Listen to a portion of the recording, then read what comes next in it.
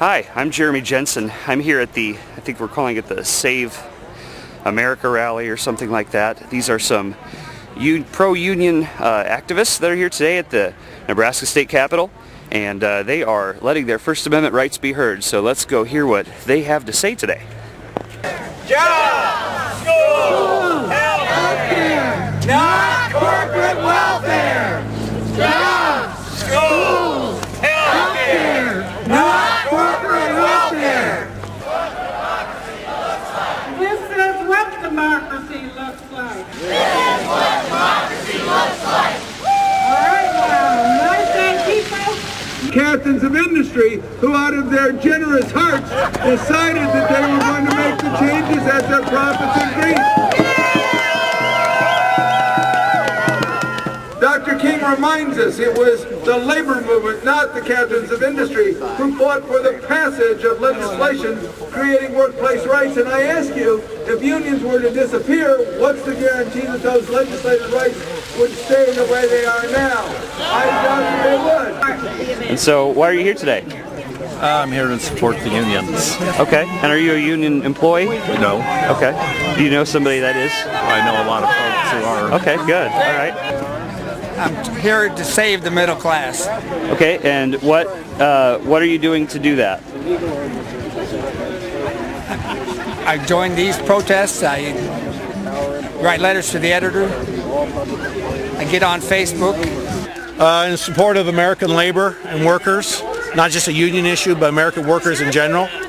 And I think it's important that, as you can see, the decline of the middle class, our same legislatures right now, here on the state level, are more worried about legislating morality and the way their vision for the state of Nebraska is versus what really should be happening for the common people of this state. I am a union representative too. I represent the Eastern District of Nebraska for CWA, and I help bargain and represent about 50 workers in southeast Nebraska. I represent police, I represent jailers and dispatchers, and I represent city supervisors in another small community. I bargained about probably 10 contracts, and we have never been to the CIR. We've always found ground. We've always came to what we thought was a fair deal. Union labor is under attack everywhere, and it's the least I can do to support the people in Wisconsin. They attack teachers there. They'll be attacking teachers everywhere. Well, I came out in support, mostly in support and solidarity of the Wisconsin workers who are still occupying the Capitol and demonstrating there, trying to make sure that we don't go down that slide here in Nebraska as well with the bills that are up before the legislature. First, I'm trying to march in solidarity with the Wisconsin union workers, the Wisconsin teachers, the Wisconsin people, but also because in Nebraska we have bills that are trying to pass like this, and we haven't been talking about it. So I think it's important to show. Can you be specific when you say bills? Teresa, can you show me the bills again? I forget the numbers. LB 664, LR 298. Okay, so you're talking about the CIR bills? Yeah. Okay. Yeah. Well, specifically, I think that we should have the right to collectively bargain. I mean, some people have issues with unions and problems with some of the things that are happening in unions, but we still need that right. Because if not, we've seen time and time again that corporations will not support our rights as workers. Everything that we've gotten as far as weekends and lower hours and child protection rights all comes from a fight against corporations because their bottom line is money, not people. I believe the rising tide that lifts all boats is good union wages, good union jobs, a dignified retirement for everyone. Rather than cut union jobs, why not raise other jobs up to be their equal? Good pensions, good benefits, good wages are the backbone of America. I don't like what's going on in Wisconsin and other states about taking rights away from people to be able to organize. That's your right to sell your labor. I think that's an attack on labor. I came down to support all workers, not just the folks in Wisconsin, not just the folks here in Lincoln, Nebraska and all of the Midwest, but all workers in general. I think we need to get the message out to the people again that the middle class is being attacked at this time by certain governmental entities and certainly individual politicians with agendas to do what they think is a good thing, probably in their own minds. But I think in our hearts we know it's not good for all people. There's no union and non-union issue about it. It's working people, you know, and working for a decent wage that, I don't know if you heard the guy talking. Hey, I got to feed my kids, right? And if you can't feed your kids on nothing. If they want to take everything them people have away, you know, that they've worked for, and they want to take it away. Who's them people? Who's them people? Politicians. Politicians, you know, what ought to happen, but nobody will do it, is you got to give all them their pink slip. See how they like it. Tell them, pack your shit and get. You know, that's what they want to tell us all the time. The solution is, the way I see it in Wisconsin, is they've already agreed to concessions to pay for more of their own insurance. They've given wage concessions. What more do they want to take away from people? The unions set the wages for everyone else. Once there's no wages, how do you think we got the 40-hour work week? People weren't getting paid for overtime, vacation, sick pay, things like that that's now taken for granted by people that aren't in unions. That has all been earned through negotiations from unions. And then for anybody to say that the unions or workers who are organized are elitists is bunk. We are the people that are feeding the coffers of the state budget, and as you can see, the direct correlation as the jobs have left this state, our coffers have dwindled. And it's not being replenished at this time by the Walmarts and the service jobs that Governor Heineman wants to say that are increasing our jobs and keeping our unemployment rate low. That might be true, but when they pay $7 or $8 an hour, you got people who are trying to work two jobs for $8 an hour, trying to put money on food on their table, and that's not feeding the coffers. Republicans tried directly to cut programs. They found they couldn't cut programs, so they fell back on another strategy. You have business cycles. Naturally, you always have business cycles. So they pursued a strategy of when the business cycle was up, they'd cut taxes. And when it was down, they would cut employment. And they got the states to introduce all these balanced budget things. Well, when things are bad, you run deficits. So you're trying to balance the budget on the poor and middle class. That's where you're attacking. If those people make the sacrifice for us, then let's write it into legislation that they gain the benefits when we come out of this recession. Let's take away some of their salaries, but let's put them back when the business cycle goes up instead of cutting taxes.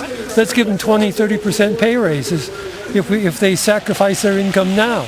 That seems fair to me. The problem is we got too many Republicans in this state. That's the biggest problem. And what are the Republicans doing? They're running us into the ground. They're biggest, like Heineman, for instance. That's a good example. Heineman, when he was running for governor, he says he balanced the budget. Last I heard, we're almost $1 trillion in debt. How the hell do you balance the budget when you're $1 trillion in debt? Okay. And what are the Democrats? That's what the Republicans do. They spread lies. They're really good at spreading lies and fear. And what are the Democrats on the other side? How do you feel about them? They work for the people. They're the only party that works for the people. The stimulus program that the Democrats and Obama passed has got our economy on the move. We're gaining speed all the time, and what the Republicans want to do, they want to derail it. They want to pass all these cuts that'll slow it down and destroy it. They don't care about anybody but the rich who pay for everything they get. The place to start with balancing the budget is quit handing money to corporations that really generate no revenue for the state. I think there's a lot of that still going on. This is the people that are the vast majority of the consumers for these corporations to generate revenue for the state anyway. So by cutting their wages and laying them off, I don't think you're solving any budget problems there. Taking away the right to bargain collectively is not going to solve any problems. That's not actually going to save any money.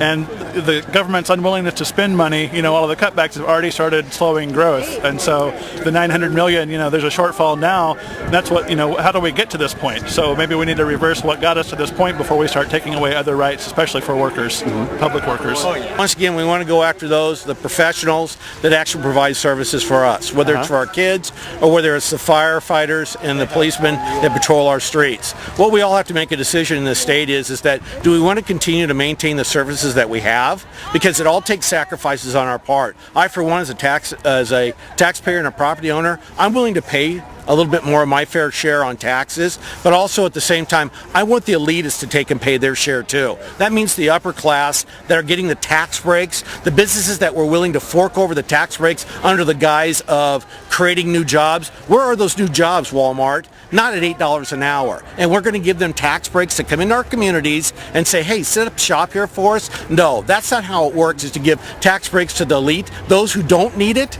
So make them pay their fair share. I'm willing to make pay my fair share, just like any other citizen I'm sure in this state is, to maintain our level of services. I personally have no problem with the tax increase. I think if tax increases are where we need to go, hand in hand with cutting budgets where we can, but certainly firing people, laying off people, trying to do jobs such as safety and basic services as teaching our youth, preparing the next generation. You can't put 60 students in a teacher's room. Those are places we can't go. I think we have a lot of problems when we talk about the Constitution, because it's like we pick it out when it works for our cause and we take it away when it doesn't. To me, if worker rights are human rights, period. And when you talk about budget, there are a lot of things that we do for the budget that benefit tax cuts for corporations that take a lot more money away from us than benefiting the people of Nebraska. Workers are not just things that are taking money from our system. Workers are part of Nebraska and they pay back in with taxes. We pay a lot of money in taxes. We should be supported. Our education should be supported. Our police officers should be supported. Our roads should be paved. I mean, all of those things are things that we're doing and we put money back into the system. So I don't think that it's fair to try to make workers out to be something that's taking money away from the system. We're the ones that put it there in the first. Republicans tried to cut employment in government when the business cycles were good. They couldn't do it. So what they decided to do is when it's up, they'll cut taxes. When it's down, they'll cut employment. When it's up, they'll cut taxes. When it's down, just a master strategy by the Republican Party their profit margin, to screw the workers and take their money away. Are you a union member? And in order to help it out, they got a balanced budget more. Nebraska traditionally has been an anti-union state. There is a right-to-work law in Nebraska that I think is frankly a bad thing. There really is no support for union in Nebraska. Some guy's living his life and he's living on his income, and his kid breaks an arm. What's he do? Say to the kid, oh, we don't have the money, you have to wait until next year. Let's take that balanced budget. Let's say it only has to balance over 10 or 20 years. So when we're up in surplus, it will substitute for when we're down in deficit. But don't you think that's the problem that we've had on the federal level? Is that if governments cut employment in a recession, they make the recession worse. They have to run deficits, which they can easily do. I think it's inevitable sooner or later that you're going to see tax increases. Food's getting more expensive, gas is getting more expensive, it gets more expensive to live, and it gets more expensive to run the government. I think that's just a foregone conclusion, and I think you're probably got your head in the sand if you think that's not going to happen at some time or another. I don't know how changing the CIR is going to fix the budget problem. There's a lot of hatred for unions, but I think it's all misunderstood. Like employees can't strike, so this is a way through arbitration to get a settlement when it can't come. If you don't have the right to strike, why do away with the Court of Industrial Relations? About as far as the richest 1% and 2% in this country not paying their fair share. First time in history we've had 2 wars we're fighting and we give tax breaks. That's never happened before. I think you said corporations with bad working conditions. Is that what you said? Could you give me some examples of that in Nebraska? Well, you know, I don't want to call out any corporation per se, but I think wages get lower and lower when you allow them to. Or there's ways in which corporations find ways to, you know, cut corners, which means maybe your wages don't go down, but you're expected to work more hours. They're always trying to get more productivity out of workers. But for us, that's a bad thing? well, I think to get productivity out of workers is great, but to squeeze them to a point where they no longer feel unity with what they do, where they no longer care about what it is that they're doing. I think your job should bring you happiness and it should matter and bring you meaning. Well, what this governor has done, and taxes are going to get raised because he's pushed his responsibility and duties off to the different municipalities in the state, forcing these mayors and these city councils to raise taxes when it's actually his job. He's shirking his duty and he's not doing what he was hired to do. Cutting taxes for the richest 1 to 2%, is that patriotic? Is that being patriotic? To me, that's unpatriotic. You're in two wars. Do you believe that paying taxes is patriotic? Yes, I do. Okay. Definitely. Power was put into place back in the 60s, which took the rights away from the workers to strike when they were having troubles negotiating a fair and agreeable contract, and it's worked since the 60s. And weakening the CIR right now I don't see that that's going to solve the budget problems. The one that wants to just do away with the CIR altogether, that is totally unacceptable, because now, like my friend here was saying, they're going to tell you, here's your contract, take it or leave it, and that's going to be the end of it.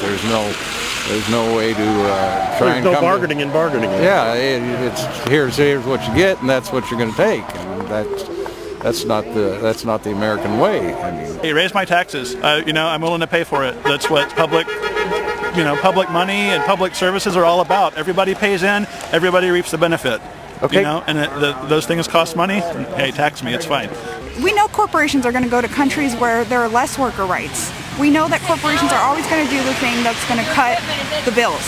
So we have to protect Nebraskans, we have to protect United Statesians so that, you know, we can get a fair job. It's not about whether we have a right to work or not, it's about whether we have the right to get fair pay and fair compensation for our skills.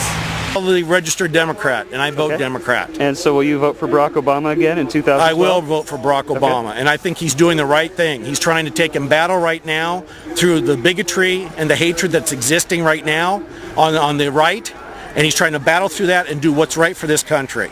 And put it back on the track to restore the greatness that it is. I was born a Republican, but wisdom has shown me that was the wrong place to be. I would say I'm a Democrat. And who are you going to vote for in 2012? Or who would you like to see be president? President, I'll vote for Obama again, absolutely. Okay. And I hope he does get another term. I think he's got a lot of things. He stepped into quite a firestorm, a horrible economic time, things that have been left on the plate from previous presidents, both Democrat and Republican. He inherited quite a mess, and I think he's actually finally starting to do some good. He's had to make a lot of compromises, but that's what government's about. That's what the people are about. You know. But what is your party affiliation?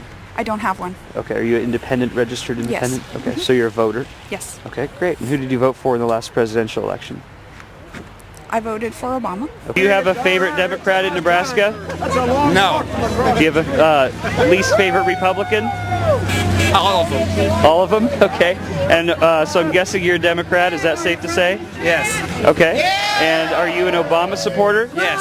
And who would you like to see as president in 2012? Obama. Okay. I would classify myself as a concerned American who would have heroes like Teddy Roosevelt and John Kennedy and Barack Obama. Okay. Support for president in 2012?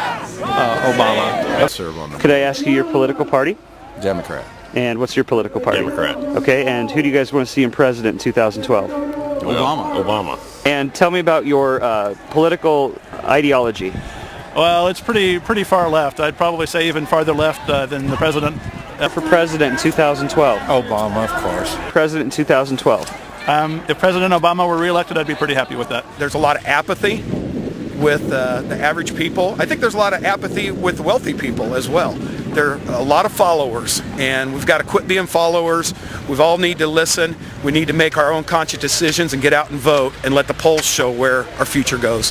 What party are you affiliated with, political party, if any? Democratic. Okay, and who do you want to see run for president in 2012? I don't know. I'll take Obama again for one more time. Okay.